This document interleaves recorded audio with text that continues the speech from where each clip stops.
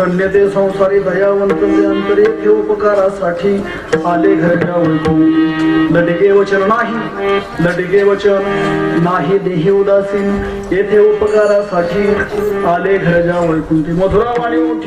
मधुरावाणी ओठी तुका म्हणे वावटोटी, येथे उपकारासाठी आले घरच्या वैकुंठी. गजानन भूतगणादिसेवितं कपित जंबुफल चारो भक्षणो उमासुतं शोक विनाशकारकं नमामि विघ्नेश्वर पादपंकजं. तुकुलं ब्रह्म विचारसार परमाद्यं जगद्व्यापिनी वीणा पुस्तकधारिणी मफयदां दाढ्यांधकारापहां हस्ते स्फाटिकमार्गां पदमासने संस्थितां वन्दे तां परमेश्वरीं भगवतीं बुद्धिप्रदां शारदां महायोगपीठतटे वरत्यां वरं पुण्डरीकाय दातुं मुनिन्द्रेषु समागततिष्ठन्तमानदकन्दं परब्रह्मलिङ्गं भजे पाण्डुरङ्गं पाण्डुरङ्गातो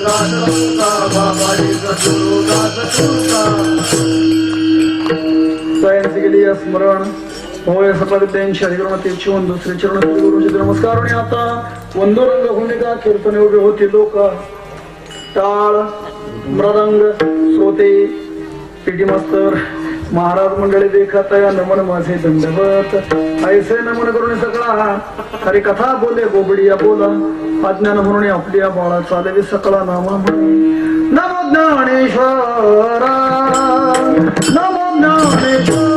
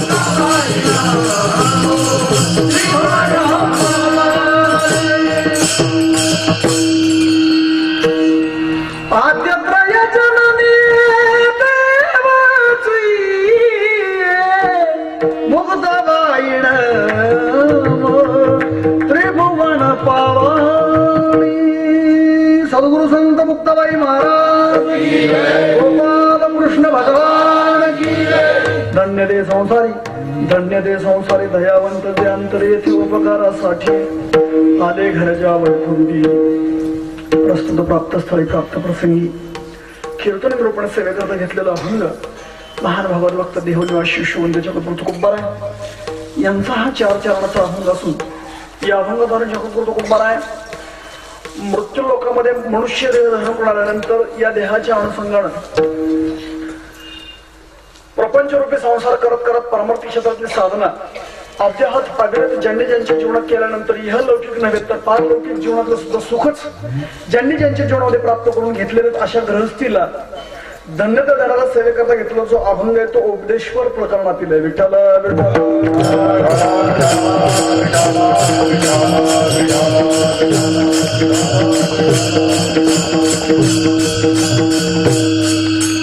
त्या अनुषंगाने परिहार द्यायचा तो म्हणजे असा की अखिल गुरु ब्रह्मांड नायक दिन वत्सलजित दयाळ पांडुरंग भगवान रुक्मिणी साहेब कैवल्य सम्राट चक्रवर्ती ज्ञानेश्वर महाराज विश्ववंदे जगद्गुरु तुकोबाराय आदिशक्ती जगन्माता जननी मुक्ताबाई महाराज अखिल गुरु ब्रह्मांड नायक भगवान श्रीकृष्ण यांच्या वास्तव्याने पदस्पर्शाने पुढे पाहून झाली भूमी श्री क्षेत्र वृंदावन धाम या ठिकाणी संपन्न होणारा तृतीय पुण्यस्मरण सोहळा ज्या प्रत्यर्थ आहेत त्या आपल्या सर्वांना ज्ञात आहे, कल्पना आहे. वैकुंठवाशी श्रीयुत दत्तात्रय विजयराव दत्तात्रय खर्चे आणि त्यांच्या सौभाग्यवती वैकुंठवाशी श्रीयुत सुरेखाबाई विजयराव खर्चे यांच्या तृतीय पुण्यस्मरणादिनी आजची ही श्रीमद भागवत कथा नामयज्ञ सोहळा त्या प्रत्यर्थ होणार आपला हा अखंड हरिनाम सप्ताह आणि त्यातली ही सेवा आपल्या सर्वांच्या माध्यमातून माझ्याकडे सेवेचा आणि दर्शनाचा योगायोग आला. त्या सप्ताहाचे मार्गदर्शक ज्यांच्या आशीर्वाद प्रेरणात हरिभक्तीपरायण पूजनीय गुरुवर्य यादव महाराज यांच्या आशीर्वादाने संपन्न होणाऱ्या या कार्यक्रमाचे कुशल नेतृत्व हरिभक्तीपरायण पूजनीय गुरुवर्य कोल्हे महाराज, हरिभक्तीपरायण पूजनीय गुरुवर्य मौली महाराज, हरिभक्तीपरायण पूजनीय गुरुवर्य कापसे महाराज, भजनी मंडळाच्या आणि पंचकृष्ण सर्व पूजनीय वंदनीय टाळकरीवृंद यामध्ये मुरंगमणी हरिभक्तीपरायण सचिनजी महाराज, हार्मोनियम मास्टर हरिभक्तीपरायण ललितजी महाराज, त्या अनुषंगानं ज्यांची आपण कथा गेली 3 वर्ष या 3ऱ्या वर्षात पारायण करत असताना अगदी प्रति गोकुळच आपल्या या गावामध्ये ज्यांनी निर्माण केलं योगीराज योग गुरु योगीराज महाराज यांच्या सुमधुर अशा भागवत कथेच्या माध्यमातून या कार्यक्रमाचं ज्यांनी आयोजन केलं ते हरिभक्तीपरायण श्री भाऊ खर्चे उर्फ राजूभाऊ त्यांचं नावही राजू आहे आणि माझंही नाव राजू आहे. असं दुग्ध शर्करा राजू भाऊ संपूर्ण मित्र परिवार समस्त ग्रामस्थ भालेगाव राणा वृंदावन धाम तरुण मंडळ आमचे राणे भाऊ कोणी चौकदार विडेकरी पुरुष मंडळ तरुण मंडळ महिला मंडळ माता भगिनी सर्व गुरुवारी असणारे माझ्या दृष्टीने अगोदर झालेले गुरुवारीच महाराज सगळं इथून पाठीमागचे कीर्तन झाले ते सर्व गुरुवारी आहेत. पाठीमागे सगळे उभे आहेत ते सुद्धा गुरुवारी आहेत आणि तुम्ही सुद्धा तितकेच मला गुरुवारी आहेत. अलग लक्षात अशा या सर्वांच्याच आपल्या सानिध्यामध्ये सप्ताहातील आजच्या या कार्यक्रमाला लाभलेली भव्यता स्तब्धता आणि शांतता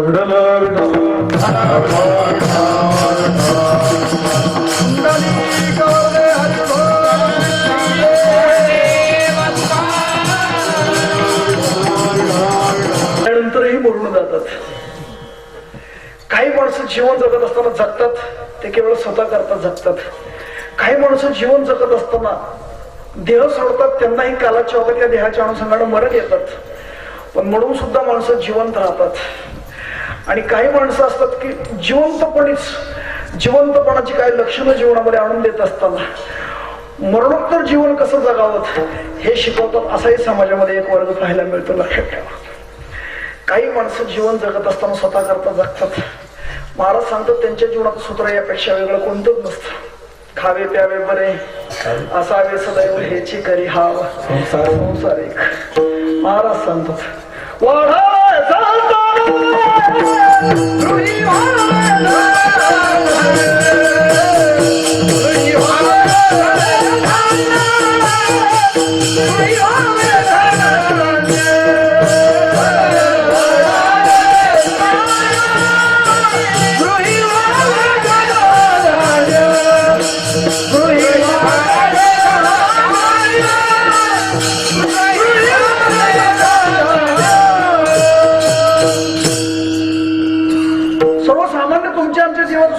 महाराज सांगतात की हेच आपलं जीवन आहे. वाढावे संतान गृही व्हावे धनधान्य. आपण सुखी असावं आपलं कुटुंब सुखी असावं शेजारी काय चाललंय याचं आपल्याला काय घेणं देणं नाही म्हणून खावे प्यावे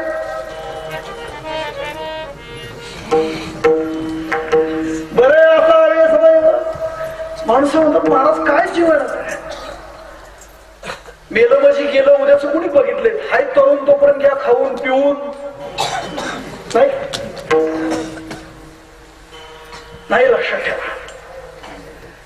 याच्याकरता जर आपलं जीवन असतं तर ते तत्वज्ञान ते ग्रंथ हे कीर्तन भजन प्रवचन हरिपाठ कथा याची काय आपल्याला गरज पडली असते.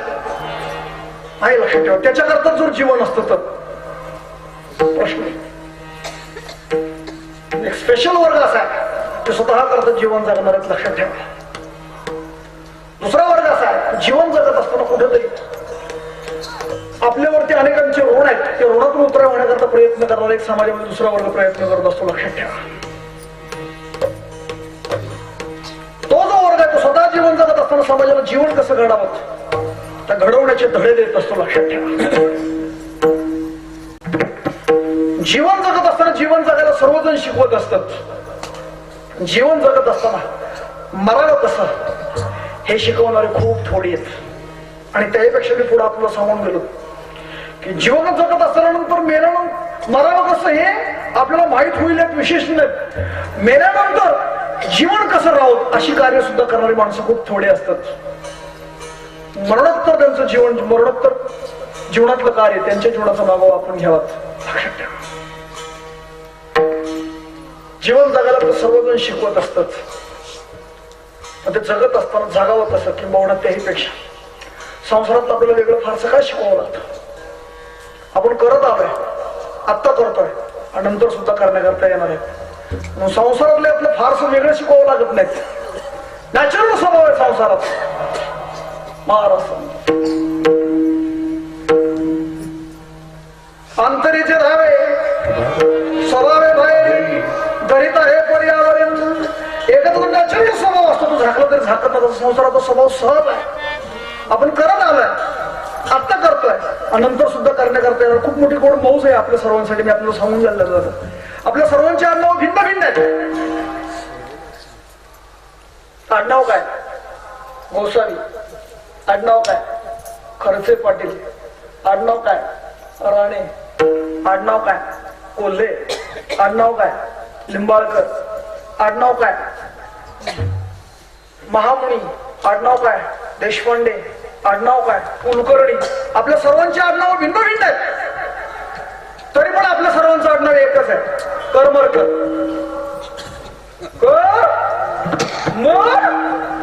आणि करायचं कशासाठी? मरायसाठी. मरायचं कशासाठी? करायसाठी. करायचं कशासाठी? मरायचं कशासाठी? मरायचं कशासाठी? करायचं कशासाठी? मरायसाठी. मरायचं कशासाठी? करायसाठी. करायचं कशासाठी? हेच 11 वाजेपर्यंत सांगत बसू का? आपण हेच करत आलोय. अनादी संसार माले जा राही, प्रत्येक विषय बोलले पाहिजे. संसाराचं ज्ञान आपलं चांगलं हो. एका जन्मात लागलेले संस्कार भाऊ जात नाहीत आपल्या जीवनातले. एका जन्मात आपण निरंतर संस्कार लागलेले सुटत नाही. सवय लागलेले असतात. गावात 4-5 जणांचा ग्रुपच मॉर्निंग वॉकला गेले की ते पिऊनच यायचे. आता काय पिऊन यायचे काय सांगायची गरज आहे तुम्हाला? त्यातलं एक जण बाटली हातात घेतच त्याचे 4 राहिलेले मित्र म्हणले अरे आता पाहिल्यासारखी मजा राहिली नाही, एक जण कमी झाला ना. वाईट वाटलं त्यांना. त्याच्या दशक्रिया विधीला गेले. जो मेला त्याच्या दशक्रिया विधी 10 वेळा गेले दशक्रिया विधीला. 15-20 मिनिट झालं कावळा शिवणा. काय करावं कळलं. त्या चौघांच्या लक्षात आलं. म्हटलं कसं शिवण? ती बाटली नाही का अर्धी राहिली? गेला ना तो. त्यातलं एक जण उठला 4 जणातला. तो गावाच्या बाहेर गेला आणि एक बाटली घेऊन आला चपटी बारकी. तिथे पिंड शेजारी ठेवली. कावळा बी इतका हुशार, अगोदर बाटलीला शिवला मग पिंडाला शिवला. एका जन्मात लागलेली सगळे. बायकोने सांगितलं सोन्यासारखे 2 लेकर आहेत, सुखी कुटुंब आहे, उद्ध्वस्त झालेत घराणी. तुमच्या एका दारू पाय माणसात माणूस राहिलं नाही, घरात माणुसकीचं माणूस पण राहिलं नाही, पाहुणारावळ्यांच्यात किंमत राहिलं नाही, घरात किंमत राहिलं नाही. तो म्हटला मलाही कळत आहे ग दारू वाईट आहे सोडायची, पण सुटत नाही, करू काय? म्हणजे आजपासून तुम्ही दारू प्यायची नाही हा संकल्प करा. 2-2 छोटी छोटी लेकर आहेत, त्यांच्या मस्तकावरती हात ठेवा. त्याने लेकरांच्या डोक्यावरती हात ठेवून शपथ घेतलीत. आज लेकरांची शपथ घेऊन सांगतो तुला, मला बी दारू किती वाईट आहे हे कळतंय ग, नाही प्यार म्हणला आज.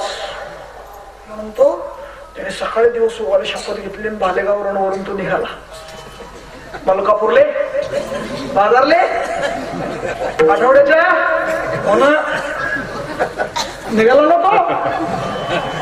आता ते इथल्या भाषेत सांगावं लागेल ना तर ते समजल ना. असं येते भाऊ त्या बाजाराने निघाला सायकलवरती. नाही पेश दारू वाईट आहे, नाही पेश. त्याला माहिती आहे 4 किलोमीटरवरती रोडच्याच कडेला दुकान आहे. सायकलवरती तो निघाला.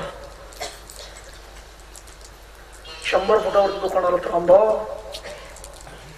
मुलांची शपथ घेतली आज दारू प्यायची नाही म्हणलं. दुकानाकडे पण बघायची नाही म्हणलं. बघायचं ना. दुकान आलं 50 फुटावरती, 30 फुटावरती, 20 फुटावरती. 20-25 वर्ष झालं दारू. दिवस असा गेला नाही की त्या दुकानात दिवस उगायला गेला नाही. 25 वर्षातला एकही दिवस असा गेला नाही त्याच्या आयुष्यातलं. जिंदगीतली पहिली वेळ आहे त्याची. आलं म्हणलं दुकान, गेलं म्हणलं दुकान. आता म्हणलं बस जिंकली राव भाऊ. आता जिंकली.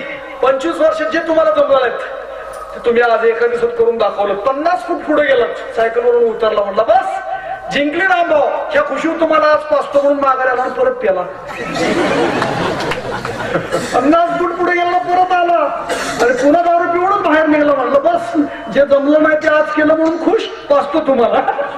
त्याचा तोच मधला दारू पिऊन गेला. एका जन्मात लागलेली सवय आपल्याला सहजासहजी जात नाही. किती व्यवहारातले उदाहरण सांगावी. एका दशकर्वेच्या दिवशी कावळा शिव्याला काय करावं कळना. प्रवचन झालं, श्रद्धांजली होणाऱ्यांची भाषण झालीत. शेवटी गावकऱ्यांनी सांगितलं 2 मुली 2 मुलं पाया पडून या. थोरला मुलगा पाया पडायला गेला, त्याने खिशामध्ये हात घातला, कोरा साधाबारा आणि 20 रुपयाची नोट तिथे ठेवून परत माघारी येऊन बसेल पर्यंत कावळा शिवला. म्हणून महाराजांनी विचारलं, कापसे महाराजांनी, का हो 2-2.5 तास 3 तास झालं कावळा शिवला नाही आणि तुम्ही लगेच कोरा साधाबारा 20 रुपयाची नोट ठेवली, कावळा कसा काय शिवला? तुमचे वडील काय करत होते? तो म्हणला, आमचा बाप तलाठी होता, तलाठी. त्याला ती सवय लागली होती ना, साधाबारा घेतला की 20 रुपये घे, 50 रुपये घे, 100 रुपये घे. मारताना तशीच राहिली ना, म्हणून कावळा शिवत नव्हता. मेल्यानंतरचे सोडून द्या, जिवंतपणात लागलेले संस्कार आपल्याला सोडून द्या. आपण मिळतो जिवंतपणात. पोलीस डिपार्टमेंटचा गडी मलकापूरमध्ये चौकात सर्व्हिसला, दुपारी 12 वाजता ड्युटी संपली म्हणून अगदी घरी येऊन 2 तास विश्रांती घ्यायची. आज जाणार तेवढं साहेबांचा फोन आला, पुढचे साहेब येणार नाहीत, तुम्ही लवकर या. त्यांनी कपडे सगळं चांग टाकून दिलं, जेवण केलं कसं तरी 10 मिनिटांमध्ये, अगदी 2 तासाची विश्रांती आहे म्हणून 1.5 तासाची विश्रांती घालणार आहे. कपडे सगळं झोपी गेल्यानंतर त्याच्या बायकोच्या लक्षात आलं की यांना बहुतेक लगेच ड्युटीवरती जायचं असावं. यांची तर झोप लागली, उठवायला तर नको, आठवड्याचा बाजार आहे, पैसे तर नाही, काय करावं, झोप मोड होईल. म्हणून तिनं आपल्या झोपलेल्या नवऱ्याच्या खिशामध्ये हात घातला पैसे घेण्यासाठी. तिने विचार केला, आपलाच मालक आहे ना, काय फरक पडतो. तो झोपलेला आहे, तिने खिशामध्ये हात घातला, त्याने तसंच बायकोचा हात धरला झोपेत. तो बायकोला म्हणतो, पोलिसाचा किस्सा आणतेच, चल साहेबाकडे. झोपेत तो म्हणा, पोलिसाचा किस्सा आणतेच, चल साहेबाकडे. पोलिसाचा किस्सा आणतेच, चल साहेबाकडे. ती म्हणजे, असं नाही करता, मी तुमची बायको आहे, जेवढे लागतात तेवढंच काढून घेतो. तो म्हणला, अजिबात कारण सांगायची नाही. पोलिसाचा किस्सा आणतीस, चल साहेबाकडे. ती म्हणजे, द्या ना साहेब. तिच्या लक्षात आलं हे पक्के झोपेत बोलतायत, मग ती सुद्धा म्हणली, द्या ना साहेब सोडून, कशाला एवढं लावून धरताय, आपलं आपण दोघात निमी घेऊ. हा म्हणला, चालते दिला सोडून. लागलेली सवय आहे ती. आता पोलिसाची ज्या सोडून आम्हा कीर्तन करायला लागलेली सवय राहते, सुटत नाही. रोज 300 दिवस कीर्तन, 2 दिवस कीर्तन असलं तर आजवर झोपच येत ना त्या महाराजाला. कीर्तन असलं की 1-1.5 वाजता घरी आले की झोपी जायचे. पण 2 दिवस झालं कीर्तन नसलं की रातभर जागे, दिवसाच जागे. त्याची बायको बिचारीने विचार केला, त्या माऊलीने म्हणले, महाराजांना कीर्तन असल्यानंतर घरी आली की झोप लागते, पण कीर्तन नसली की झोप लागत नाही, बिमार पडतील ना, आजारी पडतील ना ते. मग तिने विचार केला, का झोप येत नसावी, म्हणून त्यांनी डॉक्टरांकडे नेलं, आपल्या योगीराज बाबांकडे. योगीराज बाबांनी महाराजच असल्यामुळे त्यांनी विचार केला, म्हणले यांना काहीच नाही झालं, पण काय नाही झालं तरी यांना झोप लागत नाही ना. शेवटी काय लागत नाही हा विचार बायकोनी केला. आणि मग तिच्या लक्षात आलं की यांना रोजच्या कीर्तनानंतर सवय झाली ती नारळाची पाकिटाची. ती म्हणजे आपण एक प्रयोग करून बघू. ज्या दिवशी कीर्तन नव्हतं त्या दिवशी बायकोनी एक घरातल्या पैशाचं पाकिट तयार केलं, नारळ घेतलं, 11:30-12 वाजता रात्री त्याला बुक्का लावला, त्याच्या हातामध्ये दिला आणि ती म्हणली, पुंडलिक वरदा. आणि हा 15 मिनिटात झोपला नंतर. म्हणजे एका जन्मात लागली सवय आम्हाला. किती उदाहरण सांगा मित्र, व्यवहारातली एक नाही, अशी अनेक उदाहरण. असं कॉलेज लाईफ मध्ये एक फंक्शन असतं, त्याला गॅदरिंग असं म्हणतात, आहे का नाही. सुंदर फंक्शन असतं, ज्युनियर सिनियर मुलं एकत्रित येतात. त्या दिवशी ऐतिहासिक नाटक बसवायचं. कोणतं? तोरण्याला वेढा, अर्थात राजांची सही सलामत सुटका. जबरदस्त नाटक आहे. शिवाजी महाराजांसारखा मुलगा शोधून काढायचा आहे, कुठेच दिसेना. शेवटी लांबून एक सरांनी मुलगी पाहिली, खेळामध्ये फर्स्ट क्लास फर्स्ट आहे, अभ्यासामध्ये फर्स्ट क्लास फर्स्ट आहे, दिसायला सेम टू सेम शिवाजी महाराजांसारखी आहे. सरांनी त्या मुलीला हात मारले, ताई इकडे. ती म्हणली, काय म्हणताय सर, या वर्षी आपण नाटक बसवतोय, तू नाटकात काम करशील? ती म्हणली, करेन ना. कोणतं नाटक आहे? तोरण्याला वेढा, अर्थात राजांची सही सलामत सुटका. त्यात शिवाजी महाराजांचं काम करायचंय. चालेल. 15 दिवस रिहर्सल झाली, त्या दिवशी गॅदरिंग, त्या दिवशी दिवसभराचे कार्यक्रम पार पडले. वेगवेगळे आवाज, वेगवेगळे नकला, वेगवेगळे पिस पॉइंट, मैदानी मार्गाने खेळ, कुठेतरी एखादा वागता त्याचं मार्गदर्शन, त्याच्या हस्ते सत्कार. लास्ट अँड बेस्ट प्रोग्राम, तोरण्याला वेढा, अर्थात राजांची सही सलामत सुटका. नाटक जबरदस्त आहे. पात्र परिचय झाला, पडदा बाजूला झाला, माणसं म्हणायची, वा काय अफजल खान आहेत, काय मुघल सैन्य आहेत, काय मावळे, काय शिवाजी आहेत, सगळी माणसं आपलीच आहेत. पुढे आपली आहेत, मागे आपली आहेत. पहिला अंक, दुसरा अंक संपला, तिसऱ्या अंकाचा तिसरी बेल पडली, पडदा बाजूला झाला. महत्वाचा प्रसंग दाखवायचा भेटीच्या माध्यमातून. त्यावेळेस त्या मुलीच्या लक्षात आलं की आपण तलवार घ्यायचं विसरलो आहे, पण पाठीमागे पण आपण घ्यायचं विसरलोय. मग तिने त्याच आवेशात म्हणायला पाहिजे होतं, कोण आहे तिकडे, आणा माझी तलवार, असं म्हणायला पाहिजे होतं. पण ती तशी म्हणलीच नाही. ती म्हणली, आता ग बाई तलवारच विसरली. म्हणजे 2 तास नाटक बघणारी माणसं म्हणते, हा हा नाही, हा ये. ज्याला आतापर्यंत आपण मुलगा समजत होतो, तर तो मुलगा नाही, तर शिवाजीचं काम करणारी ती एक मुलगी आहे. कशावरून कळलं? श्री स्वभावाला एका जन्मात बोलण्याचे लागलेले संस्कारच ना सहजासहजी जात नाहीत, तर संसाराचे संस्कार अनादीच आहेत. म्हणून या देहानं होणार आहे तो संसार, मात्र करावा लागणार तो परमार्थ. म्हणजे असं आहे, या दोन्हीचा समन्वय साधून संसार करत लौकिक नव्हे तर पारलौकिक जीवनातलं सुख ज्यांनी उपभोगलं नाही, मी आपल्याला सांगत होतो, या देहानं होणार आहे. म्हणून संसार करायला आपल्याला सर्वजण शिकवावं लागतं, असं काय नाही, शिकवत असतात. पण पारमार्थिक दिशा दाखवणारे खूप थोडे असतात. म्हणून जीवन जगायला शिकवत असतात ते सर्वच जण असतात. त्याला काय फारसं वेगळं शिकावं लागत नाही. पण आध्यात्मिक क्षेत्राच्या माध्यमातून स्वतःच्या जीवनाची वाटचाल करत असताना समाजाला दिशा दाखवणारे खूप थोडे असतात. म्हणून उपकार आपल्यावरती की ज्यांनी आपल्याला परमार्थाची दिशा दाखवली तो उपकार आपल्यावरती अनेकांचे उपकार आहेत. त्यामध्ये हा एक दाता श्रेष्ठ सांगितलं. दाता तोची एक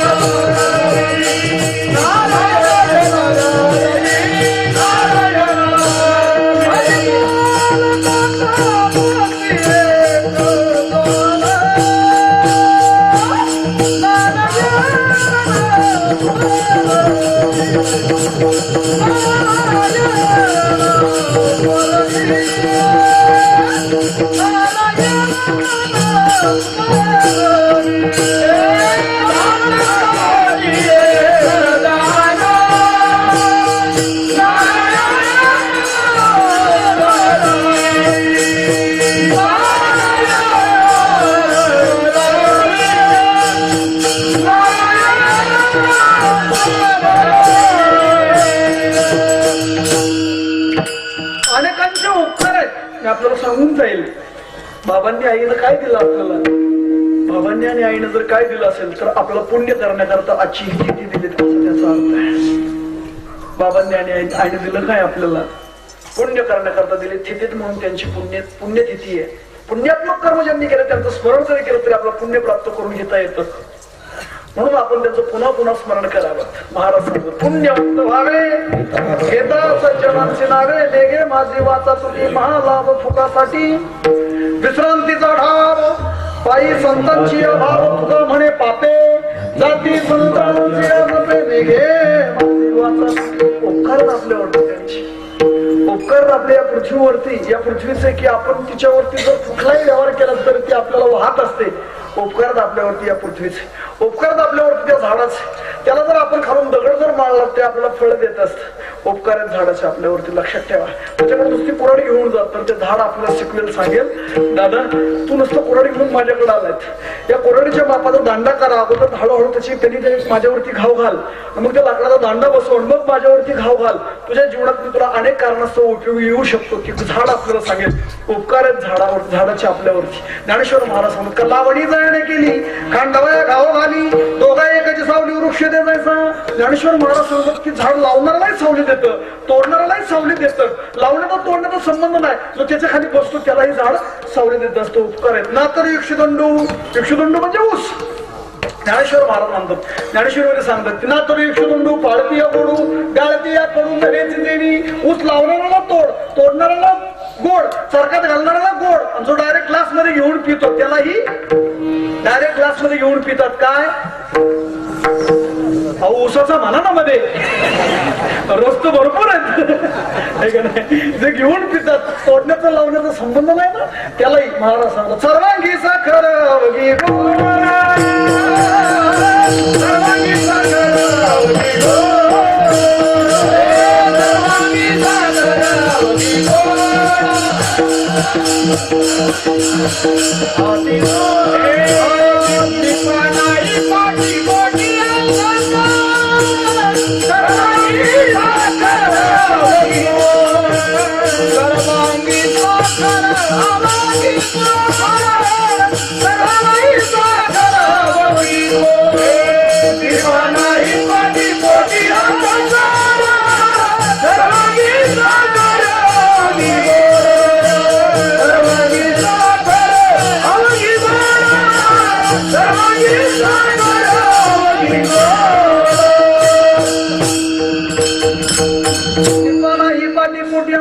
दिवा स्वतः अंधारामध्ये राहतो, मात्र आपलं जीवन तेजमय करत असतो, आपल्याला तो प्रकाश देत असतो.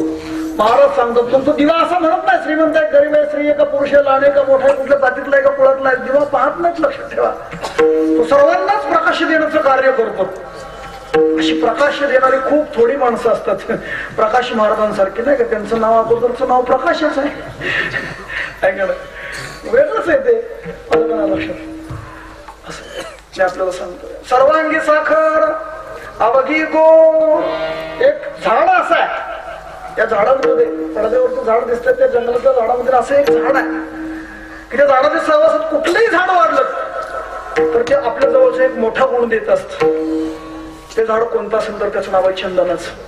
चंदनाचं झाड असं आहे की त्या झाडाच्या सहवासात कुठलंही झाड वाढलं तर ते आपल्या सहवासातला सुगंध देतं. मग तिथं बाबळीचं असलं तर देणार, आंब्याचं असलं तरी देणार, लिंबाचं असलं तरी देणार. चंदनाच्या झाडाच्या सहवासात कुठलंही झाड वाढलं तरी ते सुगंधच देण्याचं कार्य करतात.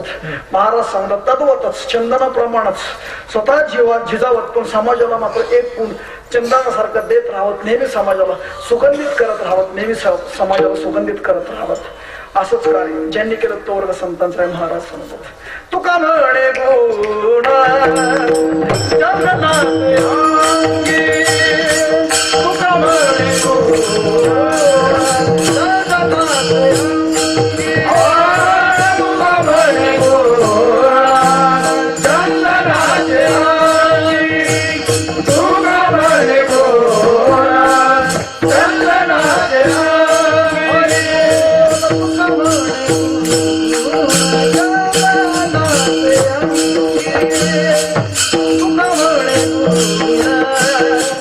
चंदनाचे अंगी, तुका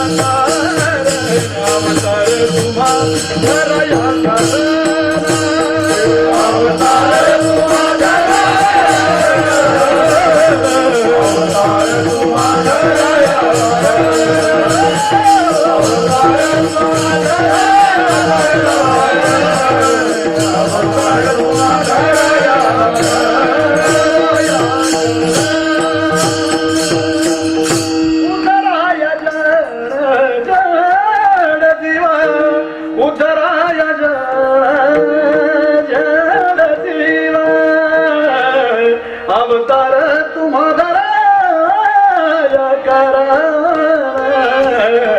अवतार तुम्हारा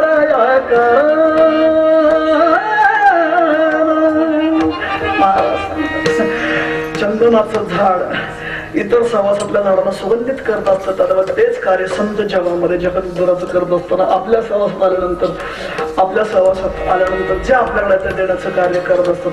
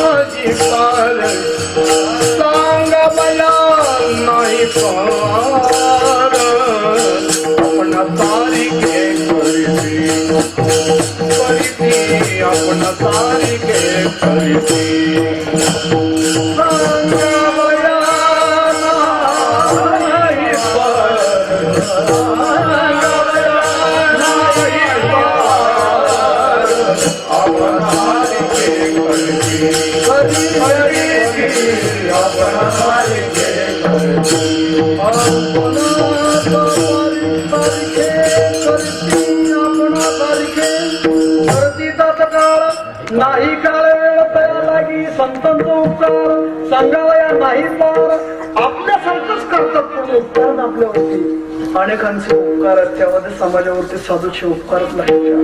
उपकार आपल्यावरती त्या गाईचे की जे दूध देते वासरा करतात तिला आपण बाजूला काढतो त्या दुधाचा वापर आपण आपल्या जीवनात करतो. लक्षात ठेवा का नाही. गाई पाणवते ते कोणा करतात? स्वतःच्या लेकरा करतात. त्याचे ते बछडा करता पाणवतात. पण आपण इतकी माणसं हुशार त्या बछड्याला बाजूला काढतो आणि आपण त्या दुधाचा उपयोग आपल्या जीवनात आपल्याला करतो. तीच गाय खाटी झालीच असं पुन्हा दूध देत नाहीत म्हणजे आपण ते खटकाला देतो. मग ज्या गायीचं दूध आपण ज्या पोराला पाजलं त्या पोराने आपला सांभाळण्याचा खटकाला देतो का आपण? द्या ते खटकाला देत नाही ना आपण. लक्षात ठेवा का गायीचं महत्व आपल्याला लक्ष देत नाही. गायी आता आई दुसरीकडे पाहायचं नाही. गायी म्हणजेच आई आहे. लक्षात ठेवा. विठ्ठल विठ्ठल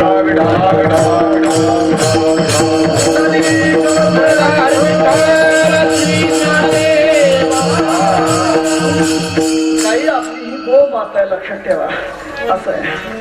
आत्म्याच्या माध्यमातून ईश्वरीय वृत्तीचा आविष्कार जे आपल्या जीवनात प्राप्त करून देतो ना तिला आपण आई असं म्हणतो. लक्षात ठेवा ती आई म्हणजेच आपली गो माता आहे. नाही सांभाळता तर एखाद्याला दान करा. एखाद्या गोशाळेवरती नेऊन सोडत पण तिला खटकापर्यंत जाऊ देऊ नका. चाललेच तर तिला आडवा थांबवा सांभाळ करा. नाही जे सांभाळतात त्यांच्यापर्यंत नेऊन सोडा. उपकार आपल्यावरती तिचे. लक्षात ठेवा उपकार आपल्यावरती नदीचे की जे स्वरूप स्थितीला प्राप्त होत असताना तुमच्या आमच्या सारख्यांची पापं घालवत ती शेजारची गावं फुलवत समुद्राला जाऊन मिळते. फेड इथं पाप ताप कोखीनं फिरीचे पादप समुद्राला आप गंगेचे जैसे उगम पावलेली नदी. ज्ञानेश्वर महाराज ज्ञानेश्वरीमध्ये सांगतायत उगम पावलेली नदी हे सर्व कार्य करत असताना स्वस्वरूप स्थितीला प्राप्त होते. लक्षात ठेवा म्हणून ती नदी कधी पाणी नदीतलं असं कधी म्हणत नाही. गायीची तृषा हरू व्याघ्राविषयी होऊन मारू काय नेण्याचे का करू तोय जैसे तोय म्हणजे पाणी म्हणत नाही. वाघाच्या पोटात गेल्यानंतर विष व्हावत त्याला खलास करावत का तर तो हिंस्र आहे. गायीच्या पोटामध्ये जावत अमृत व्हावत आणि तिला जीवनदान द्यावत नाही. लक्षात ठेवा पाणी हे सर्वांना तहान भागवण्याचं नाही तर जीवन जगवण्याचंच कार्य करतात. म्हणून तर पाण्याला दुसरं नाव जीवन आहे. उपकार आहेत आपल्यावरती. यांचे त्यामध्ये अधिक उपकार मी आपल्याला सांगून गेलो की स्वतःच्या जीवनात जे करतायत तेच कार्य यावत विश्व करून घेतात ना, त्यांचे आपल्यावरती उपकार आहेत, लक्षात ठेवा. म्हणून समाजावरती अनेक उपकार ज्यांचे आहेत त्यामध्ये भगवान सुद्धा यांचे उपकार विसरत नाहीत. म्हणून तर भगवान सांगतात असेच भक्त मला माझ्या प्राणापेक्षा जास्त आवडतात. कोणते? तेही प्राणावर होते मग आवडते निवृत्ती ते माझी या भक्तचरित्राचे प्रशंसती. माझे गुणानुमान करत असताना माझ्या गुणानुमानांचा प्रसार जे भक्त आपल्या हाताने अविरतपणे करतात ना, ते भक्त मला माझ्या प्राणापेक्षा जास्त आवडतात.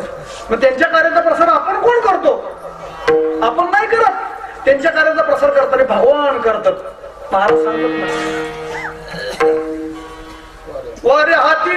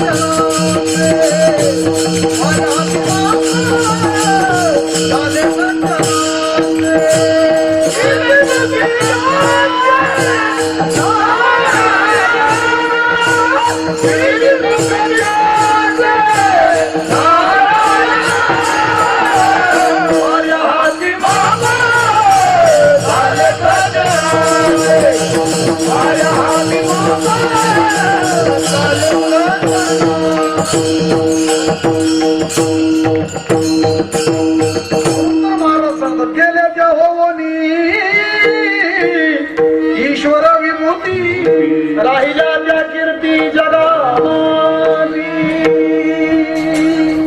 म्हणून सुद्धा माणसं जिवंत कशी राहतात तर त्यांची कीर्ती, त्या कीर्तीचा कार्याचा प्रसार कोण करतात? आपण नाही करत, भगवान करतात. भगवान लक्षात ठेवा त्यांच्या कार्याचा प्रसार. म्हणून तर म्हण आहे की मरावे परी कीर्ती रूपी उरावे. अशा काही म्हणी आहेत, त्या म्हणींचा अर्थ सुद्धा तितका श्रेष्ठ आहे, लक्षात ठेवा. नाही तर जगून गेलो काय आणि जगत गेलो काय सारखंच आहे. अशा काय म्हणी आहेत. नाचता याय ना अंगण वापर, येडीला सासर बी सारखं माहेर बी सारखं, नवऱ्याला बी दादा बापाला बी दादा. येडीचं काय खरंय? झाकली मूठ का पडली आहे माहितीये का तुम्हाला? झाकली मूठ 1.25 लाखाची. सांगतो ऐका. गावाने गुरु बदलला, राणी भाऊ नवीन गुरु आला ना गावाला, नवीन गुरु पुजारी पूजा करायला. त्याने आपल्या घरात तेवढे पैसे डागडुजीला गुंतवले, रंगरंगोटी केली मंदिराची. 6 महिने यात्रा आहे. त्याला वाटलं लोक येतील वाहतील, डबल उत्पन्न मिळून जाईल आपल्याला, म्हणून त्याने सगळं गुंतवलं भांडवल. घरात होतून होतं तेवढं. गाव कंजूस, गावचा राजा कंजूस. यात्रे दिवशी कोणीच काय वाहिना. शेवटी राजाकडे त्याचं लक्ष लागलं त्या पुजाऱ्याच. तो 4-5 सोन्याच्या मोहरा वाहणार आणि आपल्याला बरंच मिळणार, म्हणून तो देवाशेजारी उभा होता. म्हणून तर ती म्हणे गुरुवाचं ध्यान निवदाव नाही हो, पायापाशी. म्हणजे निवदावच आपण म्हणतो, पण पायापाशी. राजा आला आणि त्याने डब्बू पैसा काढला. डब्बू पैसा देवाच्या पायावरती व्हायला. डब्बू पैसा म्हणजे त्या काळातला डब्बू पैसा. आत्ताचे चेहराने ते चालत नाही, 8 आणे चालतात अजून, पण चेहराने. गुरुवला हुशार. राजा निघून गेला तो म्हणता सगळी मेहनत पाण्यात गेली. त्याने तो डब्बू पैसा मुठीत घेतला, चावडीवरती आणून दौंडी दिली. ऐका आपल्या गावचे राज्य सरकार येऊन गेले. त्यांनी अशी एक गोष्ट वाढली आहे, तिचा मला निलाव करायचा आहे. यात्रेचा सगळा समाज चावडी समोर. पहिला म्हणला 25,000, गुरु म्हणला जमणार नाही. राजाने वाईट गोष्ट आहे, 25,000 येते का? दुसरा म्हणला 50,000, गुरु म्हणला जमणार नाही, जाऊन झोप. तिसरा म्हणला 75,000, गुरु म्हणला देणार नाही. राजा म्हणला एवढी माणसं का जमली तिथं? माणसं सारत पुढे येतो तेवढं. चौथा एक जण म्हणला 1 लाख आणि राजा पुढे आला. राजाने पाहिलं देवळातला गुरु तू चावडीवरती उभा आहे. देवा बसला पुजारी. मग तो पुजारी राजाकडे बघून म्हणला, राजेसाहेबांनी 3 तासापूर्वी वाहिलेली गोष्ट आहे, तिला मला तिचा निलाव करायचा आहे. तो निलाव 1 लाखावरती गेला. 1 लाख, 1 वर, 1 लाख, 2 वर, 1 लाख, 3 वर. आता मुठीत काय ते राजा रणगुरुवालाच माहिती ना. तो राजा म्हणला उघडू नको, 1.25 लाख देतो. तेव्हापासून तशीच पडली. म्हणून आपल्याकरता म्हणे आपले झाकून ठेवा, कशाला उघडी करताय, रकली मूठ. आपल्याला सांगत होतो गेल्या देवानी ईश्वर विभूती राहिल्या त्या कीर्ती जगा माझी. आहे दुसरं एक प्रमाण विठ्ठल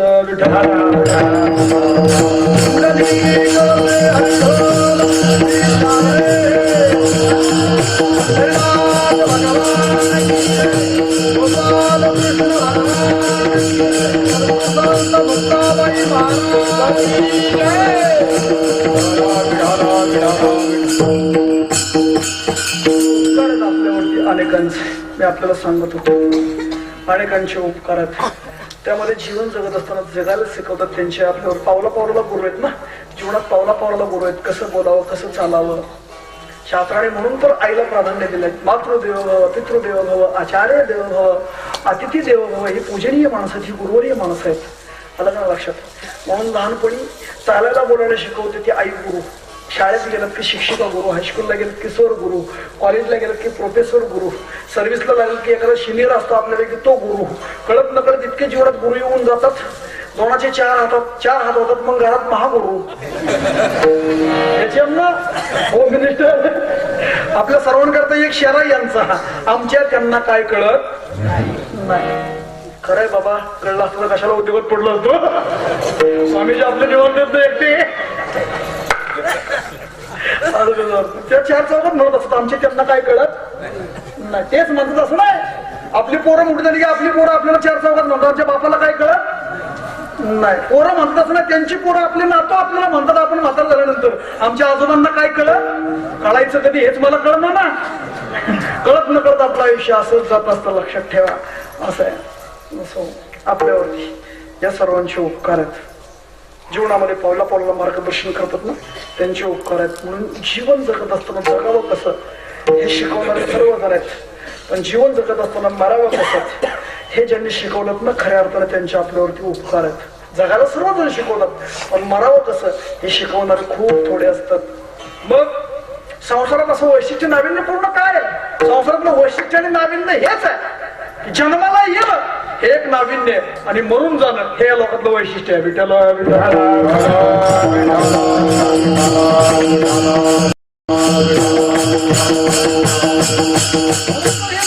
सांगितले जन्म मृत्यूच्या सोहळी. नाना मरण धनंजय ज्ञानेश्वर महाराज सांगतात की 2 हे सोहळे महत्वाचे आहेत.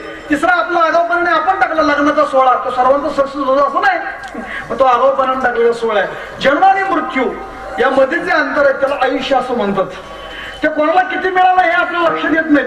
म्हणून ते कोणाला किती मिळालंय त्यापेक्षा मिळालेल्या आयुष्यात ती कशी जगलीत याला विशेष महत्व आहे. माणसं किती वर्ष जगलीत याला विशेष महत्व नाही, ती कशी जगलीत याला विशेष महत्व आहे. कबीरदास महाराज सांगतात कबीरा कबीरा कबीरा जब हम पैदा हुए जगह से हमारो ऐसी करनी कर चलो जगर में हवा से चढ़रिया झीनी रे झीनी राम नाम रस झीनी गुरु प्रहलाद सुदामणे ओळी चढ़रिया झीनी रे झीनी. कबीरदास महाराज सांगतात असं आहे. कबीरा कबीरा वेगवेगळे शब्द शर्मा करता आले. चढ़रिया म्हणजे शरीर. चादर चादर हो गई बहुत पुरानी अब सोच समझ ले अभिमानी. चादर चढ़रिया चुनरी म्हणजे सुद्धा शरीराचा. इस रंगडे किरंगना छुटे दो भी यादो है चाहे हे सारी उमरिया श्याम प्रिया मोरी रंगट श्याम प्रिया मोरी रंगट श्याम प्रिया श्याम प्रिया रंगट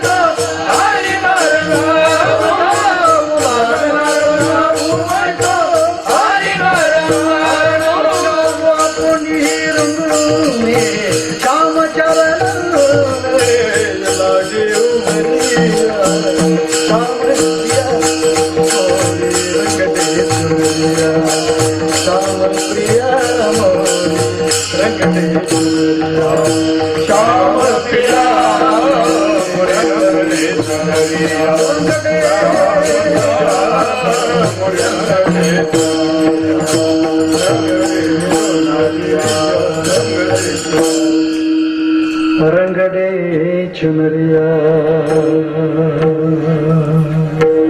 कबीरदास महाराज माणसं किती वर्ष जगलीत याला विशेष महत्व आहे. ती कशी जगलीत? माणसाचं जीवन हे त्याच्या आयुष्यावरती अवलंबून आहे, तर माणसाचं जीवन हे त्याच्या कार्यावरती अवलंबून आहे. आपण जन्माला आल्यानंतर रडतो, संपूर्ण जगच नसतं. जीवनातलं कार्य असावं असं असावं की जगाने आपल्याकरता रडवणं असं आपण हसत असं जगात निरोप घ्यावा. पण जग नव्हे, जगनियंता ईश्वर ज्यांच्याकरता रडतायत आयुष्यातलं कार्य किती श्रेष्ठ असेल.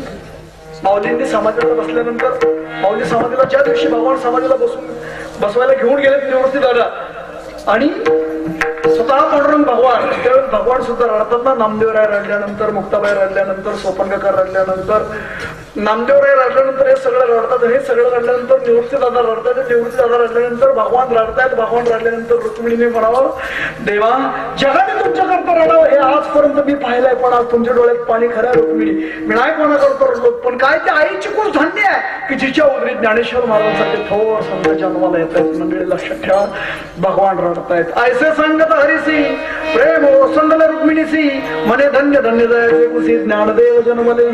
काय ते आईची खूप धन्य आहे. म्हणून तर एका ठिकाणी सांगतात ना, जननी जनत भक्त दाता या शूर नाही तो जननी वांज भली काहे गावाया नूर.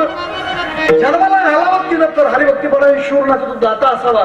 त्या तिन्हीपैकी एक जरी गुण त्या मुलात नसेल तर न जन्माला मुलं घातलेलं बरं असं मी नाही ते सांगतात. लक्षात ठेवा, जीवनामध्ये असंच आदर्शवत जीवन जीवन जगत जगत जगत संसारासहित परमार्थाचा आदर्श ज्यांनी पाठीमागे जीवनात ठेवलं ना, महाराज सांगतात का न म्हणावं त्यांचा संसार धन्य. अभंगाचं पहिलं चरण धन्य ते संसारी धन्य ते संसारी धन्य ते संसारी धन्य ते संसारी धन्य ते संसारी धन्य ते संसारी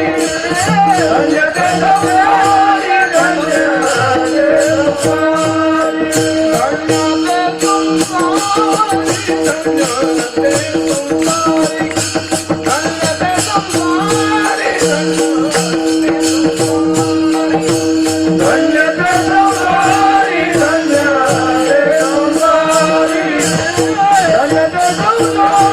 धन्य ते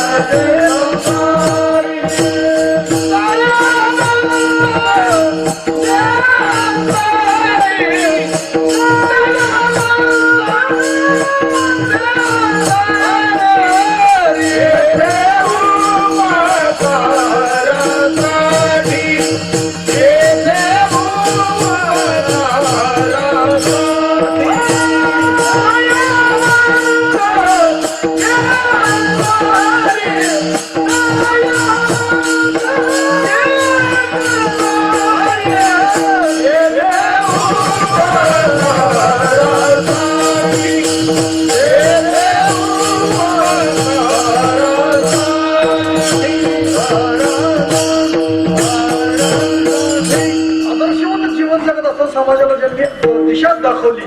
जीवनातलं आदर्शच कार्य ज्यांनी केलं का न म्हणावं त्यांचा संसार धन्य आहे.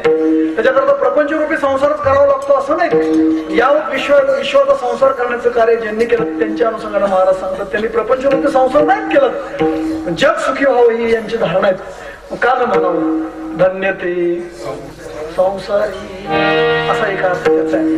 दुसरा अर्थ असा आहे, याच देहाने या देहाच्या अनुषंगानं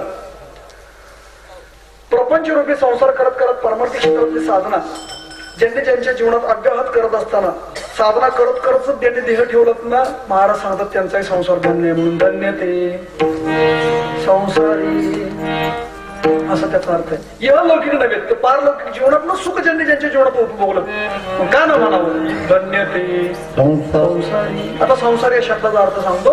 संसार या शब्दाचा अर्थ आहे संसरती नाम संसारा. खरी संसाराची व्याख्या ही आहे. मी मगाशी सांगितलं ते कर्म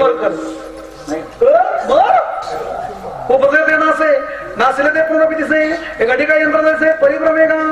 ही जी उत्पत्ती स्थिती आलेली आहे त्याची व्याख्या करताना ज्ञानेश्वर महाराज ज्ञानेश्वरी करतात संसाराची. आगा उपजलेली म्हणे हे साचकीचा मान्यता आहे. जीव लोक म्हणे संसार होणे या संसाराची व्याख्या करतात. जगत पुरतो खूप बरं आहे. किती वेळा जन्म यावे किती वेळा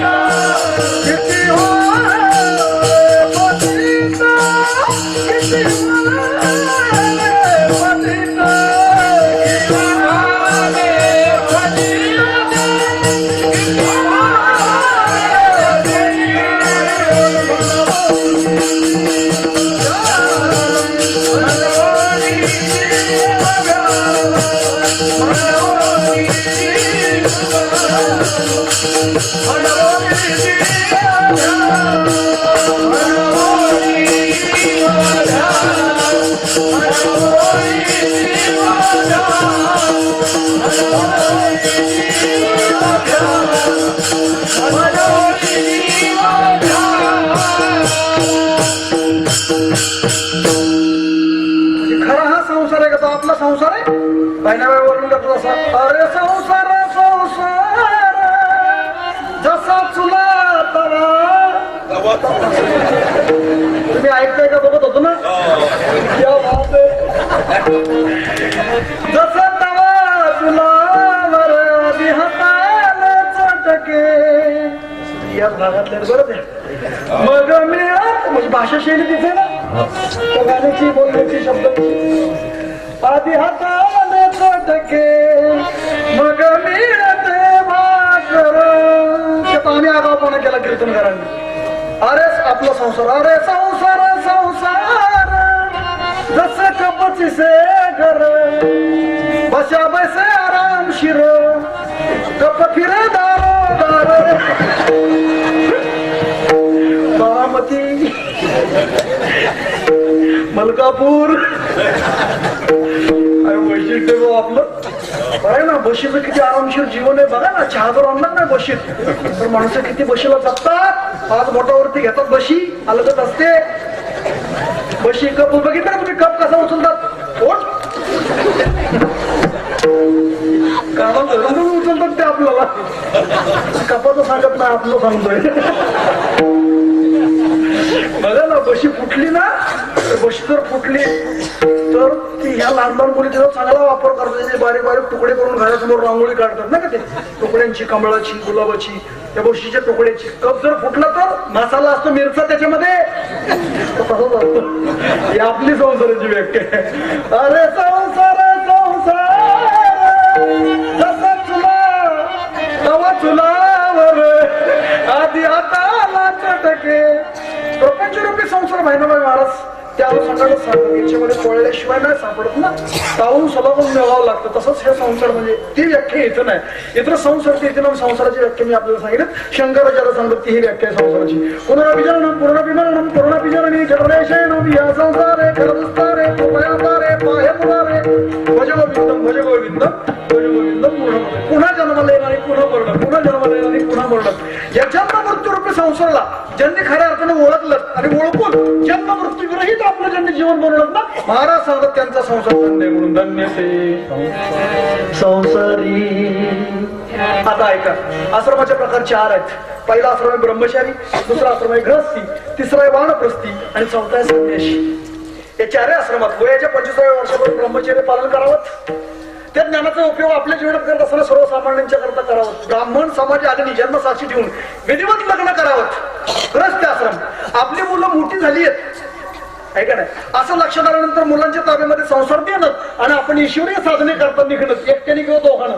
वानप्रस्थी आश्रम आणि चौथा संन्यास आश्रम. सर्व संघ परित्याग करून ईश्वरीय साधने करता निघणं, हा आश्रम सांगितलं संन्यास आश्रम.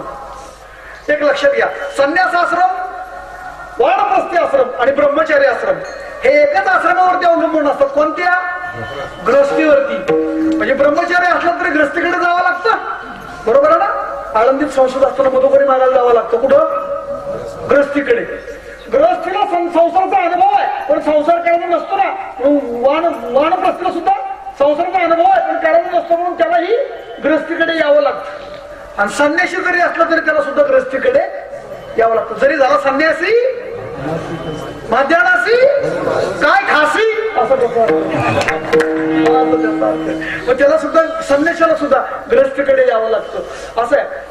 संन्यासी, वानप्रस्थी आणि ब्रह्मचारी आश्रम या तिन्ही आश्रमाचा समावेश जो करतो तो ग्रस्ती आहे. म्हणजे कमी अधिक वेळेमध्ये जास्त पुण्य प्राप्त करणारा कोणता आश्रम जर असेल तर तो ग्रस्ती आश्रम आहे. अशा ग्रस्ती आश्रमाचा स्वीकार करून ज्यांनी आपलं जीवन जन्म मृत्यू रहित बनवलं ना, महाराज सांगतात त्यांचा संसार धन्य म्हणून. धन्य ते संसारी.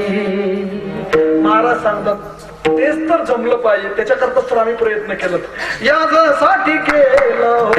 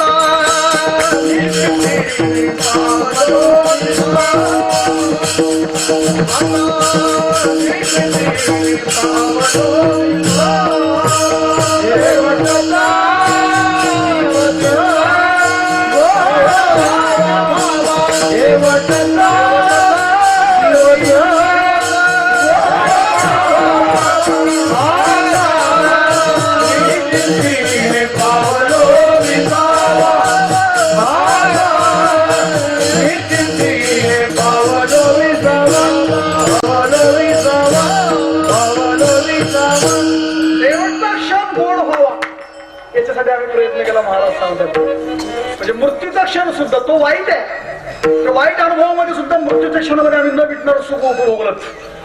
असं सुख उपभोगणं म्हणजे धन्य ते संसार असं त्याचा अर्थ. क्षणभरी आम्ही सोसले वाईट भोगले वाईट निजे सुख साठी मांडी मागे गेल्या बरोबर अधिकाची परी किंवा अवघ्याची परी दुःखाची त्याचा परिणाम असेल असं आमचं येणंही शिल्लक राहिलं नाही, जाणंही शिल्लक राहिलं नाही. तुका म्हणे नाही ये देत आणि आता राहिलो अनंताची पायी. म्हणजे मृत्यूच्या वाईट क्षणामध्ये न भेटणारं सुख कोणतं त्याचं उत्तर आहे का? फक्त 8व्या अध्यायातला 5वा श्लोक आहे. अंतकालेच्या मामेवर स्मरण मुक्त समजभाव याची नास्ते तुला संशय. हा जो माझं स्मरण करतो अंतकाळी ज्याच्या नामाले मुखा तुका म्हणे सुखा. म्हणून तर मी गेल्या वर्षीच्या कीर्तनात सांगून गेलो होतो धन्य भागवत कथा प्रेत पीडा नाशिनी. म्हणून तर या भागवत कथेला असं नामाभिधान महाराजांनी केलं, लक्षात ठेवा. असं जन्म मृत्यू विरहित ज्यांनी आपलं जीवन बनवलं ना, महाराज सांगतात त्यांचा संसार धन्य आहे म्हणून. धन्य ते संसारी. त्या संसारिकाला धन्यता देत असं नाहीत. काही ठिकाणी आई वडिलांमुळे मुलांचं जीवन धन्य आहे, तर काही ठिकाणी मुलांमुळे आई वडिलांचं धन्य आहे, जीवन धन्य आहे असं पाहायला मिळतं. म्हणून महाराज धन्यता देतात. इथं संसारिकाला देतात, मात्र त्या संसारिकाच्या आई वडिलांना महाराज एका अभंगातून देत आहेत. धन्य माता पिता तया धन्य माता पिता तया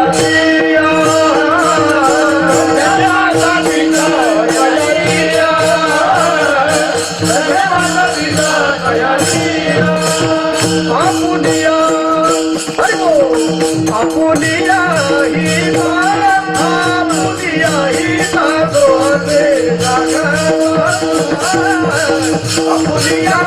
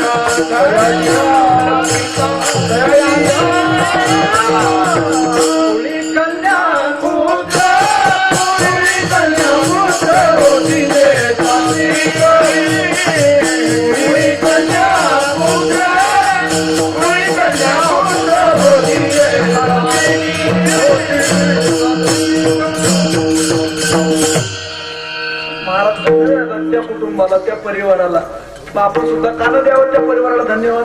का तिथं काय घडतं त्या कुटुंबामध्ये परिवारामध्ये महाराज सांगत गीता भागवत करीती श्रवण अखंड चिंतन विढोबाचे. आता इथं जर हे घडत असेल तर आपण खर्च परिवाराला का धन्यवाद देऊन महाराज सांगत ना तुका म्हणे मग गडोद्यांची सेवा तरी माझ्या दैवा. ज्या कुटुंबात एक लक्षात ठेवा शास्त्राने सुद्धा पहिला नंबर दिला आईला, शास्त्राने सुद्धा पहिला नंबर दिला मुलीला, महाराजांनी पहिला नंबर दिला आईला, पहिला नंबर दिला मुलीला. बरोबर कुळी कन्या नंतर वडील आणि मुलगा नंतर आहे. शास्त्राने सुद्धा पहिला नंबर दिला मातृदेवो भव. आणि आता हे शासनाने अभियान काढलं लेख वाचवा है का नाही. लेख वाचवा अभियान चांगलं आहे. बेटी नाही बचावोगे तो बहू कहा से लावोगे. तुम्ही जर मुलीला जन्म नाही दिला तर आपल्याला सोन कुठून मिळणार.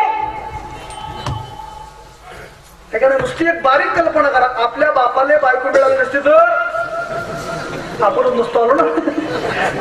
बारकाईने विचार करा ना एक मुली किती नातं जीवनामध्ये व्यवस्थित पार पाडते आहे का किती व्यवस्थित. आपली ती मुलगी, आपली ती आई, आपली ती भाची, आपली ती मामी, आपली ती काकू, आपली ती आत्या, आपली ती बहीण, किती नाती व्यवस्थित मुलगी पार पाडते. एकच मुलगी जिजबहीण जिजबहीण ते सांगा ना. जिजबहीण म्हणजे काय माऊस बहीण. बरोबर माऊस बहीण बहीण काय माऊस बहीण काय एकच असतं. पण बरं झालं मराठवाड्यातलं एक नाव माहिती जिजबहीण जिजभाऊ माऊस भाऊ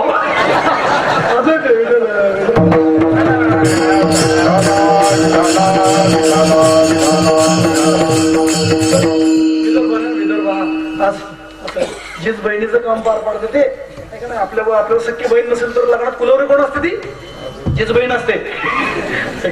आपल्यावरती किती यांचे उपकार आहेत. असं आहे म्हणून बघा तुम्ही अजून बारकाईने अभ्यास करा. मी गेल्या वर्षी बोलून गेलो होतो ज्यांनी इतिहास घडवला शिवाजी महाराज ज्यांना म्हणतो आपण ते घडलेत कोणामुळे जिजाऊ मासाहेबांमुळे. परमार्थाचा वसाहणी वारसा ज्यांनी जीवनामध्ये जतन केलं.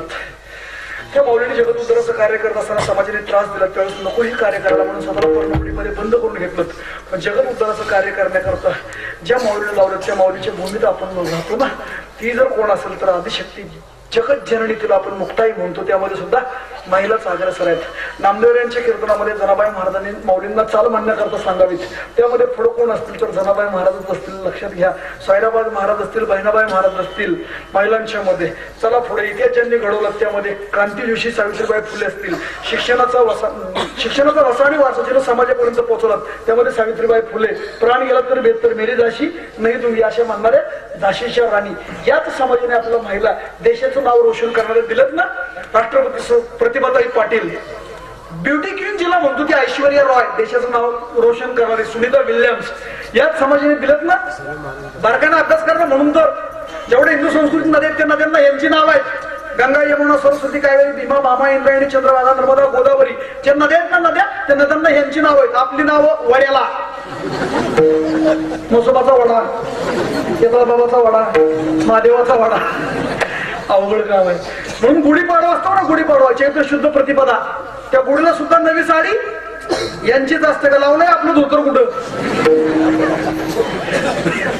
धोतर नवं असेल पण पुढीला धोतर नाही, साडीच राहते.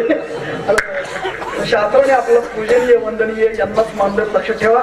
म्हणून तर आपण त्यांची पूजा करतो, म्हणून तर तिला आपण जननी म्हणतो. जननी का म्हणतो आपण तिला?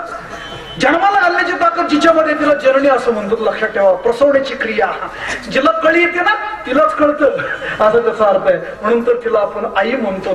का तर निष्काम भावनेनं प्रेम करणार ते व्यक्तिमत्व आहे. महाराज सांगतात लेकुराचे हित, लेकुराचे हित, लेकुराचे हित, लेकुराचे हित.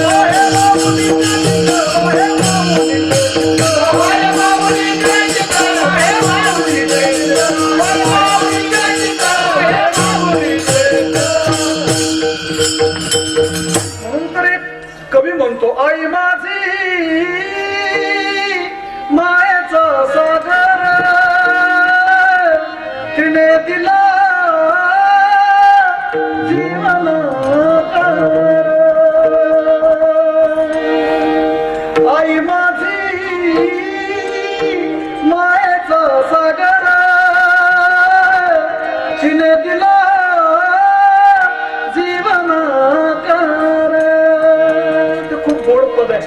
मला संपूर्ण सांगताना बोलताना नाही पण गोड्याची जी आपल्यावरती अगणित उपकारात शास्त्रानं महाराजांना पहिला नंबर दिला. त्या कुटुंबातील आई वडील धन्य आहेत, लक्षात ठेवा. विसरा सर्व, फक्त विसरू नका.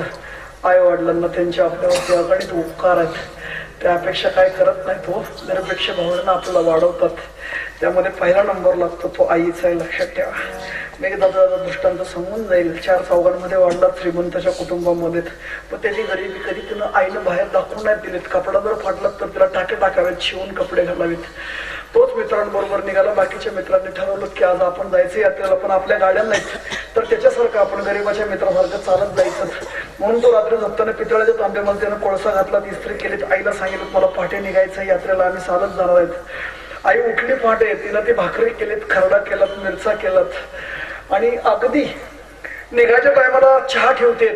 चहाचं पातेलं उकडलेलं असं उतरून खाली उतरणार, चट दिशी चटका बसला तिच्या हाताला आणि तिला असं कानाला हात लावलात आणि मग चहा गाळून दिलात. कोरा चहा, त्यालाही दूध नव्हतंच त्या चहा करता. आठवड्याच्या पगारातली 10ची नोट कमळाला ठेवलेली तिने काढून दिली. त्यांनी सांगितलं बाळ इतरांबरोबर चाललायत ना, बघ फिर खा, देव दर्शन घे, तुला काय हवंय ते घे. म्हणून त्याने ती 10ची नोट घेतली. दिवसभर यात्रा पाहिलेत, दुपारचा डबा जेवण मित्रांच्या बरोबर केलं. 3 साल झाल्यानंतर मित्र कुठं दिवसभर पाहतायत, फिरतायत, खातायत, खेळणे घेतायत, घोड्यावरती बसतायत. हा सुद्धा मित्रांबरोबर पाहत होता. खेळण्याची दुकानं नसतं पाहत होता, पण त्याला जे घ्यायचं होतं त्याला दिसत नव्हतं, म्हणून तो दुकानं बदलत होता. दिवस मावळ 3 सण झालेत, कडूस पडलात. सर्व मुलं आपल्या आपल्या घराकडे परतलीत. आता आईचं सगळं लक्ष आपल्या लेकराकडे लागलेलं आहे. आपलं लेकरू आता येणार, कधी येणार बरं आपल्या घरी. म्हणून आई 3 सांजेला कडूस पडतो, अंधार रात्री मुलाची वाट पाहते. तिकडून मुलगा उड्या मारता आला पाहिल्याबरोबर आईचं काळ जसं पौर्णिमेच्या चांदण्या रात्री चांदणा लख पडावं तसं तिला बरं वाटलं. आपला बाळू येतोय आता, बरं वाटलं आईला. आईनं बाळूला हातावरून तोंडावरून हात फिरवलं. विचारलं काय बाळू, दिवसभर दर्शन घेतलं, फिरलात, डबा जेवलं, मित्रांबरोबर खाऊ खाल्लात, बरेच दुकानं पाहिली आहेत. दुकानं पाहिलेत असं लक्षात आल्यानंतर आईने विचारलं अरे बाळू, मी तुला 10 रुपये दिले होते, त्या 10 रुपयाचं केलंच काय? त्या मुलाने पाठीमागून हात पुढे घेतला तर हातावरती सांडशी होती, मंडळी पक्कड होती, तिला आपण चिमटा म्हणतो. तो चिमटा त्यानं आईला दाखवला होता. आईला सांगितलं आई एवढं बघ, मी या 10 रुपयाचं काय घेऊन आलो तुझ्या करता, हा चिमटा घेऊन आलो. तुम्ही सकाळी चहाचं पातेलं धरताना तुला बघितलं होतं का, चटका बसला होता. मला वाटतं हा उभ्या आयुष्यात तुला कधी चटका बसू नये याच्या करताच मी तुझ्या करता सांडशी घेऊन आलो. लक्षात ठेवा, सोचलेत त्यांनी बरंचस काय आपल्या करता सोचलेत. फक्त विचार करा, ज्यांनी आपल्याला शर्ट चांगला 26 जानेवारीला 15 ऑगस्टला घालून घेऊन शिवून दिलात, त्यांच्या आतल्या बनेलाची भोकं बघा तुम्ही. जितकी बनेला बिळं पडलेत किंबहुना त्याहीपेक्षा अधिक बिळं त्यांच्या अंतकणाला पडलेली आहेत. भोग भोगाच्या टायमामध्ये त्यांनी भोग घेतले नाहीत, पण आपल्या जीवनामध्ये ऐश्वर्य ज्यांनी निर्माण केलं ना, विसरा, फक्त विसरू नका त्या आई वडिलांना. विठ्ठल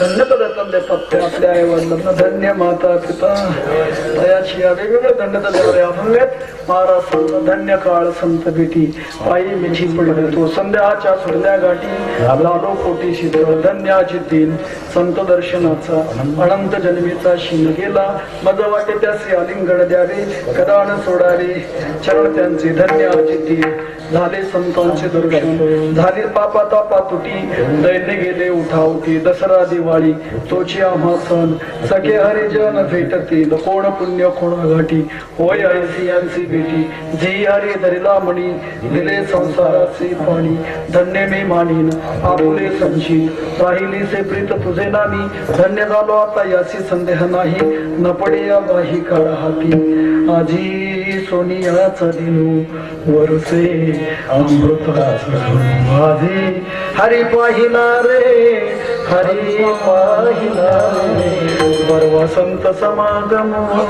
भेटलात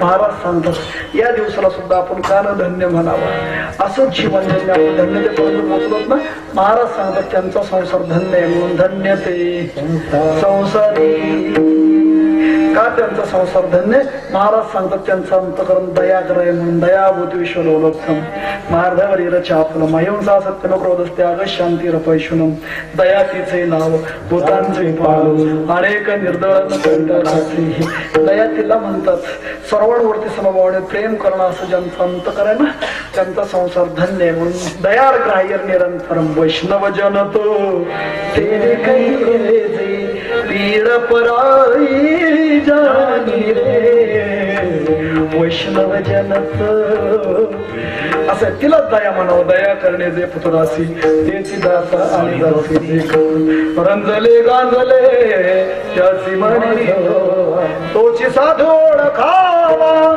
देव तेथेची दानव तुका म्हणे सांगू किती तोची भगवंताची मूर्ती असं तिला म्हणायचं दया दया कशाला म्हणायचं पायामध्ये काटा टोचल्यानंतर किती तासाने आपल्याला कळतो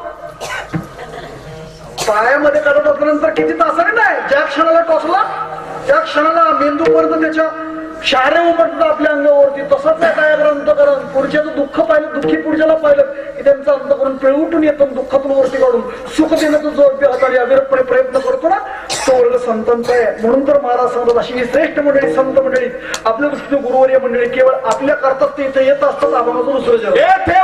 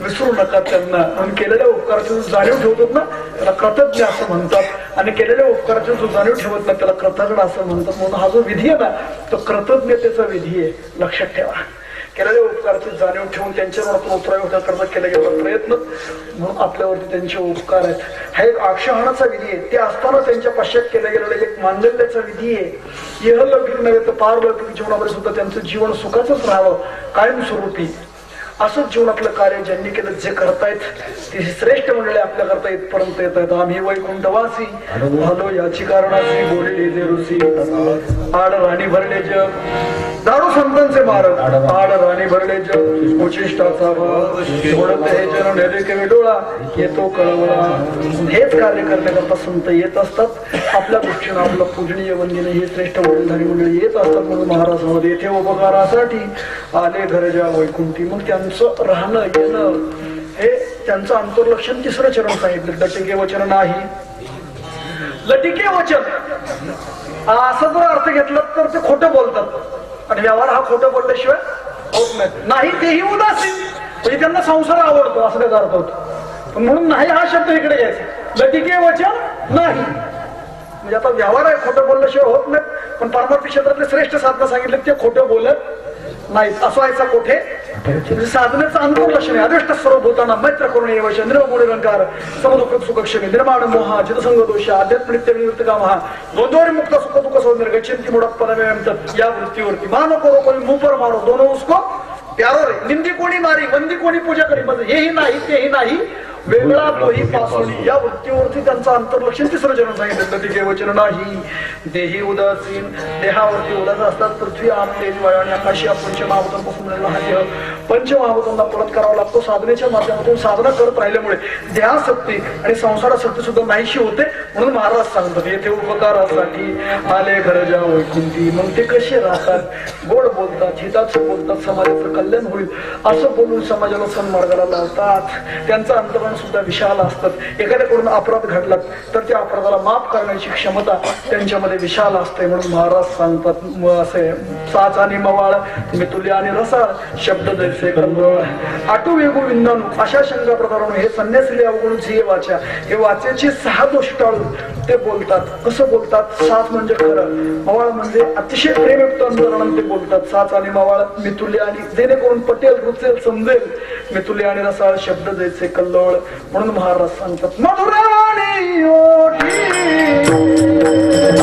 मधुरावाणी ओठी मधुरावाणी ओठी मधुरावाणी ओठी हरी बोल तुका म्हणे वाव पोटी तुका म्हणे वाव म्हणे वाव पोटी येथे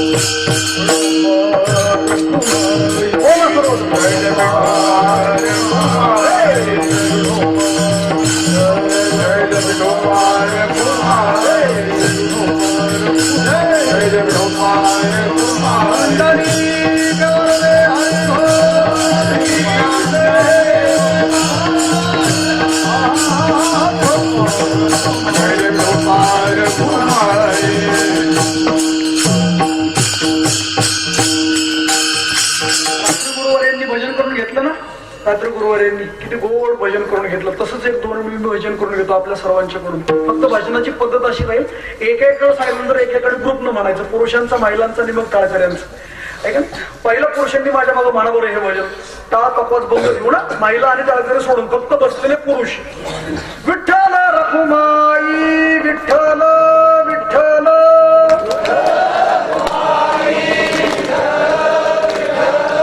विठ्ठल रखुमाई विठ्ठल विठ्ठल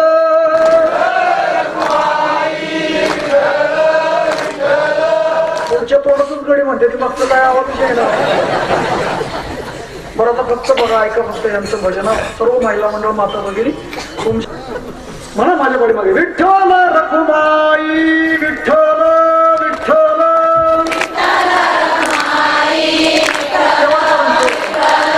विठ्ठल रखुमाई विठ्ठल विठ्ठल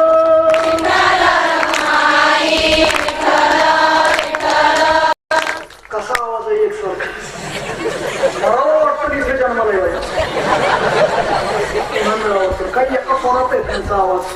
आपला आहे का तुम्ही? आपला आवाज आहे एक खर्चात एक शेरच्यात एक पंचमपदी जुन्या लागला ते पोंगा बोललं तरी ओढलं तरी काय आवाज आहे आपला मुंगळे बघितले का मुंगळे खाताना मुंगळे एका लाईन मध्ये चालतात मुंगळे हे ते काम करतो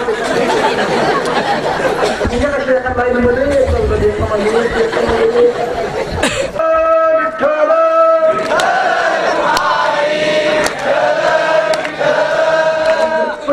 कसर नाही काय आवाज असतो यांचा राव काय आवाज असतो मग ताला लागले गडी बसतो बघायचं तसं नाही आता टाळकऱ्यांचा आवाज आहे का टाळकरी महिला पुरुष सोडून फक्त टाळकरी विठ्ठल रखुमाई विठ्ठल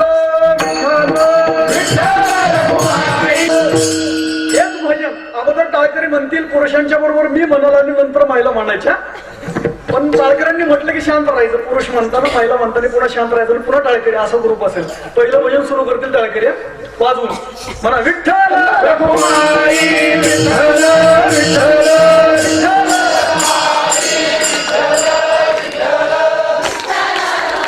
क्या बात है बहुत बढ़िया विठ्ठल रखुमाई विठ्ठल विठ्ठल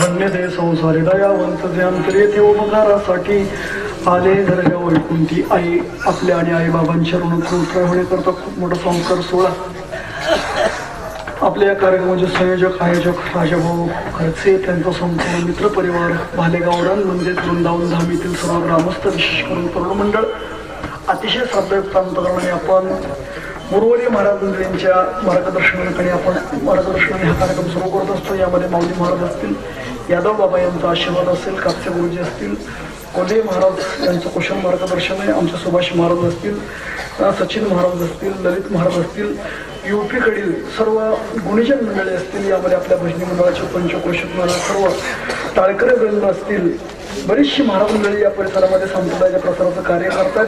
त्यामध्ये नेहमी नेहमी आमच्या संपर्काच्या माध्यमातून असणारे आमचे राणे भाऊ दोन्ही चोपदार विणेकरी, त्याचबरोबर सुंदर अशी साऊंड सिस्टीम ज्यांनी दिरित्या स्पीकर ऑपरेटरचे मालक यांनाही आपल्या सर्वांच्या वतीने धन्यवाद देत असताना दोन्ही व्हिडिओ शूटिंग करणारे जे व्हिडिओग्राफर आहेत त्यांनाही या परिवाराच्या आणि आपल्या सर्वांच्या माध्यमातून धन्यवाद. माझ्याबरोबर राहिले आमचे मित्र हरिभक्तीपरायण रामभाऊ लकडे आणि हरिभक्तीपरायण नितीन जाधव या दोघांनाही आपल्या संयोजकांच्या वतीने धन्यवाद देतो. डॉक्टर योगीराज महाराज यांचा आणि आमचा खास घरचा आणि संप्रदायाच्या माध्यमातून मित्रत्वाचा संबंध असल्यामुळे त्यांच्या इकडं खूप दूरवरती पडतो हे यांना असं होतं की होत नाहीत, पण केवळ त्यांचा स्नेह आपल्या सर्वांचं परमार्थ क्षेत्रातलं सहकार्य आणि प्रेम या माध्यमातून त्यांच्या त्या खर्च कुटुंबातील त्यांच्या आईबाबांचा दर्शनाचा योग आणि या कुटुंबाच्या माध्यमातून आपल्या सर्वांच्या दर्शनाचा योग याही वर्षी घडून आणलं. म्हणून या कार्यक्रमाचे आयोजक राजाभाऊ खर्चे आणि त्यांचे दोन्ही चिरंजीव सुविद्य पत्नी सौ खर्चेताई यांना मी आपल्या सर्वांच्या वतीने धन्यवाद देतो. ईश्वरीय कार्य यांच्याबरोबर आपण सर्वजण एकत्र जीवन करत असतो ना, सहकार्य करतो ना, तर मग आपण का न म्हणावं, ईश्वराकडे का प्रार्थना करू नये की असं ईश्वरीय कार्य आपल्या सर्वांच्यातून घडतं. म्हणून नामदेवराय प्रार्थना करतात, या कुटुंबासहित आपल्या सर्वांना ईश्वरानं उदंड आयुष्य द्यावं, अकल्प आयुष्य व्हावे तया कुळा माझी या सकळा हरीच्या दासा कल्पने शिवा धान हो कवने काळी ही संत मंडळी सुखी असो. अहंकाराचा वारा नका बरोजचा नामा म्हणे तया असावे कल्याण, ज्या मुखे निदान विपुल संपत्ती सुशील संतप्ती आणि दीर्घायुष्य प्रदान करावं, हीच एक सदिच्छा या ठिकाणी व्यक्त करून असा हा सुखी जीवनाचा राजमार्ग संतांनी दाखवलं. ते माझ्या तुकोबरायांचे एकदा सर्वजण मोठ्या प्रेमानं हातान टाळी तुकाळ भजन तुकाराम